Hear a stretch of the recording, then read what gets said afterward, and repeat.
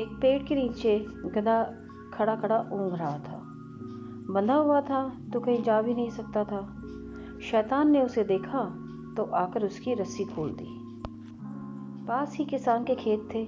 छूटते ही गधा खेतों की तरफ भागा और खड़ी फसल को रौंद डाला। किसान की पत्नी उस समय बैठी दराती से साग काट रही थी।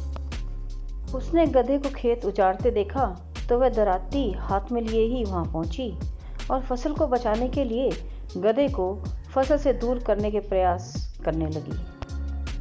दराती गधे के गर्दन पर कुछ इस तरह लगी कि कुछ देर तड़पने के बाद वह मर गया। गधे का मालिक उसे ढूंढते हुए वहां आन पहुंचा। उसने गधे की लाश के पास दराती पकड़े किसान की पत्नी को देखा तो क्रोधित हो उठा।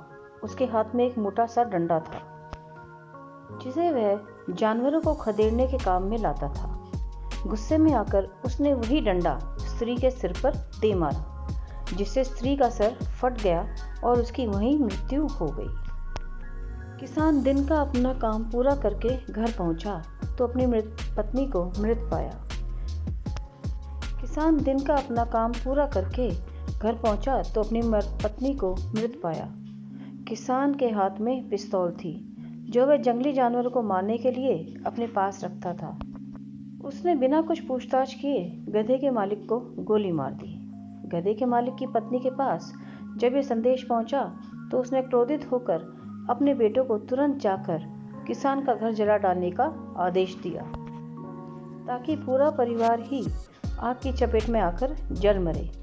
बेटों ने जोश में आकर फौरन मां के आदेश का पालन किया, पर घर लौटते हुए उन्हें पछतावा होने लगा।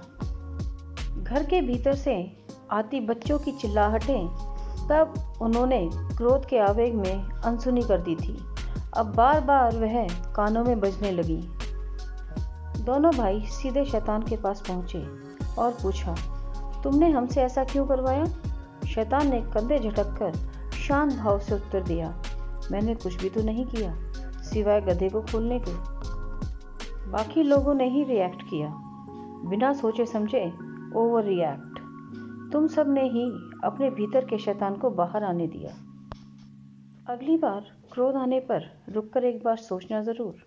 प्रतिक्रिया करने से पहले देखना कि जो हम कर रहे हैं वह करना उचित है, आवश्यक है।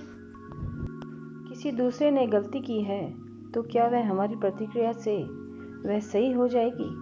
दोस्तों, प्लीज़ इस बारे में सोचिएगा कि हम ज़रा सी गलत सोच से या गलत प्रतिक्रिया से हम कितना बड़ा गलत फैसला ले लेते हैं। क्या वह सही होता है?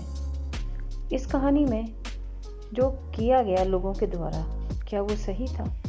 प्लीज़ कमेंट करके बताइएगा। इस कहानी से हमें बहुत बड़ी सीख भी मिलती है कि हमें बिना सोचे समझे कोई कार्य नहीं करना चाहिए। कहानी अच्छी लगी हो तो लाइक कीजिएगा, शेयर कीजिएगा और सब्सक्राइब भी कीजिएगा।